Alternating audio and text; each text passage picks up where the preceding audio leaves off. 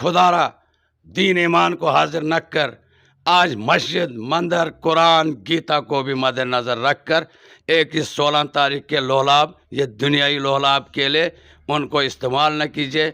मज़हब को मज़हब के साथ न जुड़ाइए। एक भाईचारे की मिसाल ग्राउंड पे दीजिए, वो देखने को मिल रही है मुझे। भाईचारे की मिसाल कहाँ है? आपकी खिदमत में हाजिर है मोहम्मद अशफाक, सलाम कबूल कीजिए। तो जैसा कि हम आपको पहले भी बता चुके हैं कि जो ब्लॉक द्राबशाला है, ब्लॉक द्राबशाला को 2 इंतखाबी हलकों में तकसीम करके दोनों हलकों में इंतखाबात करवाए जा रहे हैं। इस सिलसिले में अगर द्राबशाला ए की बात की जाए तो द्राबशाला ए में कुल मिलाकर 15 उम्मीदवारों ने कागजात नामजदगी दाखिल किए थे।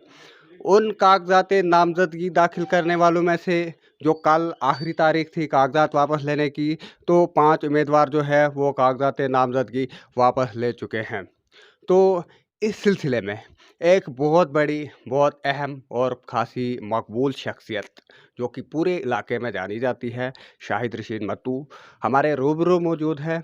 हम इनसे कुछ सवालात पूछेंगे। हम इनसे ये जानने की कोशिश करेंगे कि आखिर अपना फॉर्म, अपने कागज़ात जमा कराने के बाद लोगों की उम्मीदों पे जो लोगों की उम्मीदें उनसे वाबस्ता थी, तो आखिरकार उन्होंने फ़ैसला क्यों लिया अपना फॉर्म वापस लेने की?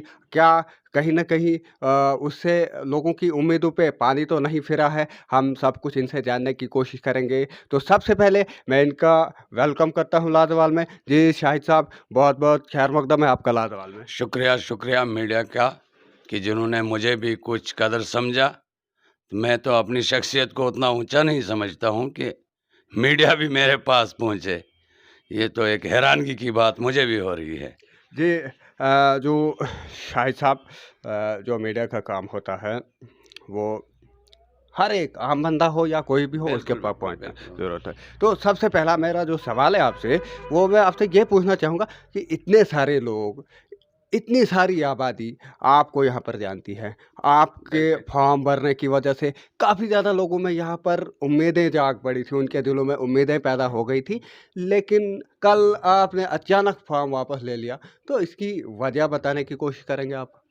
देखें, वजह क्या बताऊँ, वजह तो इस टाइम खुली किताब है। सभी जीत की ओर जा रहे हैं, चाहे पार्टीज़ का उम्मीदवार, उनमें एक मेरा भाई, बहुत डिस्कशन हुई हमारी उनके साथ, वो भी जीत की दावादारी पे हैं। तो आखिरकार मुझे फ़ॉर्म वापस लेना ही पड़ा।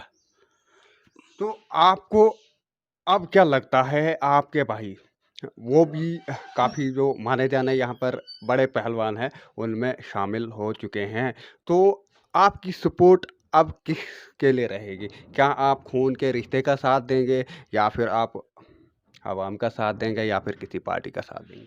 देखें, जहाँ तक खून के रिश्ते का मसला है, मैं पॉलिटिकल को खून के रिश्ते के साथ बिल्कुल कम जोड़ता हूँ। जी। जहाँ पे आजकल मैंने देखा इलाके में कि मज़हबी रंगत दी जाती है, फलां जगह मस्जिद के साथ, फलां जगह मंदिर के साथ, फलां जगह मुसलमान के साथ, ऐसा भेदभाव, मैं उसको एक ट्रेंड मानता हूँ। मैं 16 दिन की सियासत करने के लिए ग्राउंड में नहीं आया था, जिससे यहाँ कुछ फ़िरका परस्ती की बातें चल रही, ऐसी कोई बात नहीं है। हम भाईचारे की मिसाल भी दिखाएँगे स्टेजों पे चढ़ के, हम मज़हब को भी दिखाएँगे, सियासत के साथ जोड़ना क्या है, वैसा सब कुछ हमें आता है।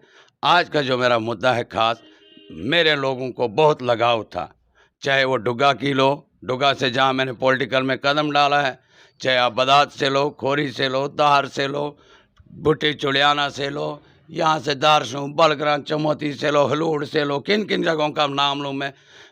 जिन लोगों की मेरे साथ उम्मीदें हैं, इंशाल्लाह उनकी उम्मीदों पर पानी फेरने नहीं दूँगा। मैं अपने लोगों के लिए मैं एक चेयरमैन ही बनने जा रहा हूँ। तो जो लोग आपसे उम्मीदें वाबस्ता कर रहे थे, उन लोगों के लिए आपके पास यही जवाब है कि आप उनकी उम्मीदों पे पानी नहीं फेरने देंगे। लेकिन इसके अलावा मेरा एक सवाल है, वो ये है कि हम देख रहे हैं कि हमारा जो इलाका रोड है, यहाँ पर मज़हबी भाईचारा, मज़हबी रवादारी किस कदर देखने को मिल रही है, ये आप भी जानते हैं और सारे लोग बखूबी जानते हैं। बिल्कुल, तो बिल्कुल। अब मेरा आपसे सवाल जो रहेगा कि आखिर आप कौन-सी पार्टी को अब जॉइन करेंगे? किस पार्टी का सहारा लेंगे आप अपने लोगों की सपोर्ट करने के लिए? देखें सर, ये सवाल तो बहुत अहम भी है, तो मैं अपने इस सवाल को मुझे तो कुछ ही नहीं महसूस हो रहा है, ये सवाल इतना अहम क्यों हो रहा है? देखें अशफाक साहब, जहाँ तक मेरा ताल्लुक है, पार्टियाँ मेरे लिए सेम है। मैंने अपना ऑफ़र हर पार्टी को मैंडेट के लिए दिया था, सेम पार्टियों को। लेकिन मैंडेट हासिल करने वालों ने क्या समझा, क्या नहीं। जहाँ मेरा एक दिली लगाव था पार्टी का मैंडेट, वहाँ पे मेरी अपनी वजूहात से मुझे मैंडेट से दूर रहना पड़ा। जबकि मेरे साथ मैंडेट की दौड़ में शक्ति परिहार जी, जो इस टाइम डोडा के एमएलए मंत्री, आज वो इसके उम्मीदवार हैं डीडीसी के वहाँ से, उनके बड़े भाई का भी जब मैंने वहाँ ग्राफ देखा, मैंडेट उनको नहीं मिला। मेरा रोष मलाल बीजेपी के साथ हो सकता है मैंडेट की वजह से। जब मुझे मैंडेट की वाज़िया पॉलिसी का पता लगा, तो वापस मुझे रुख बीजेपी की तरफ करना ही है। तो इसका मतलब आप खुले लफ्ज़ों में साफ-साफ तरीके से बता रहे हैं कि आप वापस बीजेपी का रुख करेंगे। तो बीजेपी का रुख करने के लिए आपके ज़हन में कौन-सी बातें आई? क्या सोचकर आप वापस बीजेपी का रुख कर रहे हैं? देखिए जी, जहाँ तक बीजेपी का रुख है, इसको एक फ़िरकापरस्त तंज़ीम हमारे एरिया में करार दिया जा रहा है। लेकिन मैं बीजेपी में 2008 से गया हूँ, फ़िरकापरस्त मुझे देखने को नहीं मिली। अगर फ़िरकापरस्त है जनाब, ये फंड्स के वक़्त भी फ़िरकापरस्त होनी चाहिए। ये जब किसी ओहदे पे कोई इनका पूछता है, हमारे शक्ति राज को लीजिए, मेरे पास के गाँव के हैं, उधर भी मुस्लिम को परहेज़ करना चाहिए जाने के लिए। जबकि वो 2 जगह जहाँ मुस्लिम कैंडिडेट 60% वोट ज़्यादा है, 2 जगह से उन्हें फॉर्म किया है। वो तो एक भाईचारे की रहा, फ़िरकापरस्त बीजेपी तंज़ीम नहीं, फ़िरकापरस्त कुछ चंद अनासिर हो सकते हैं इसमें। जी, आपका इशारा बिल्कुल इस तरफ है कि कोई भी सियासी पार्टी अपने सियासी मुफादात हासिल करने के लिए भाजपा पर फ़िरकापरस्ती का लेबल चिपका सकती है। बिल्कुल चिपका सकती है, मुझ पे चिपकाएँ बड़े शौक से। लेकिन मैं दूसरी पार्टीज़ को कहूँ, कम से कम खुदारा दीन ईमान को हाज़िर न कर, आज मस्जिद, मंदिर, कुरान, गीता को भी मद्देनज़र रख कर एक इस 16 तारीख के लोहलाब, ये दुनियाई लोहलाब के लिए उनको इस्तेमाल न कीजिए। मज़हब को मज़हब के साथ न जुड़ाइए। एक भाईचारे की मिसाल ग्राउंड पे दीजिए, वो देखने को मिल रही है मुझे। भाईचारे की मिसाल कहाँ है? अब मेरी लास्ट यही लोगों से, जो मुझे भी फॉर्म भरने के लिए मजबूर किया गया था, मेरी उनसे अपील है, फॉर्म मेरा अगर वापस निकला है, उम्मीदवार मैं खड़ा हूँ। छुपे रुस्तम में नहीं, सब मेरा भाई भी जीत की ओर जा रहा है। छुपे रुस्तम वोटर के साथ मैं तवज्जो बिल्कुल नहीं रखता हूँ इस वक्त से। तो उसके अलावा आप यहाँ के वोटरान को, आप यहाँ के अवाम को या दूसरे लोगों को कोई ख़ास पैगाम देना चाहेंगे लाज़वाल की वसातत से? देखें, ब्लॉक का जहाँ पे आम पब्लिक से मेरा यही एक सवाल भी है, एक उम्मीद भी है, एक गुजारिश भी है।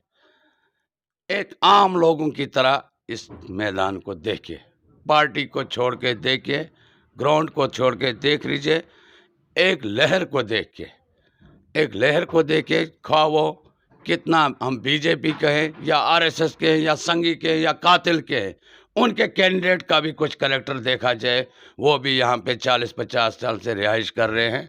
अगर उनके कैंडिडेट का मुझे कोई बताए स्टेज पे, जिस स्टेज से मुझे वापस खींचना होगा, मैं वापस आ जाऊँगा। शुक्रिया। तो आखिर पर आप मुझे सिर्फ़ एक सवाल का जवाब दीजिए। आप सियासत के मैदान में कदम रख चुके हैं, माहिर भी बन चुके हैं आप किसी न किसी हिसाब से। तो आप मेरे एक छोटे सवाल का जवाब दीजिए कि आप मुझे बताइए आखिर ये ब्लॉक द्राक्षाला जो ये है, ये सियासी लिहाज से किस तरफ जा रहा है? और आपको क्या लगता है कि कौन-सी पार्टी यहाँ पर वजूद में आ रही है? देखें, जहाँ तक इस टाइम की मैं बात करूँ, इस टाइम तो मुकाबला है ही नहीं, जिस टाइम मैं रुक जा रहा हूँ। ये ना कोई सोचे ये लालच से जा रहा है, मैं इसमें भी अपनी शख्सियत को ढूँढूँगा, छुपे हुए वोटों को नहीं ढूँढूँगा। मेरी शख्सियत का बीजेपी को छोड़िए, कांग्रेस को छोड़िए, वो मेरी शख्सियत को अगर मुझ पे कोई भरोसा रखने वाला हो, वो मेरे साथ ओपन हो, छुपा रुस्तम नहीं हो। जी, आपका बहुत-बहुत शुक्रिया। शुक्रिया, शुक्रिया अशफाक साहब, शुक्रिया। तो ये थे शाहिद रशीद मत्तू, हम इनसे बात कर रहे थे। मज़ीद अपडेट के लिए देखते रहें लाज़वाल। अल्लाह हाफ़िज़।